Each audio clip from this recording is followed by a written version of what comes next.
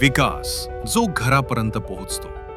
अनुसूचित जाती व नवबौद्ध घटकांच्या वस्त्यांसाठी सामाजिक न्याय व विशेष सहाय्य विभागाची वस्ती विकास योजना. रस्ते, पाणी, वीज, मलनिस्सारण, समाज मंदिर, संविधान सभागृह, संपूर्ण पायाभूत सुविधा एका योजनेत.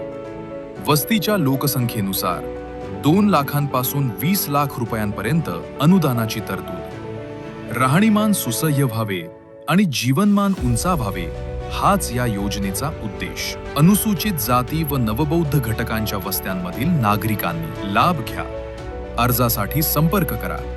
संबंधित जिल्ह्याचे समाज कल्याण अधिकारी, जिल्हा परिषद. अनुसूचित जाती व नवबौद्ध घटकांच्या वस्तीचा विकास योजना, सामाजिक न्याय व विशेष सहाय्य विभाग, महाराष्ट्र शासन.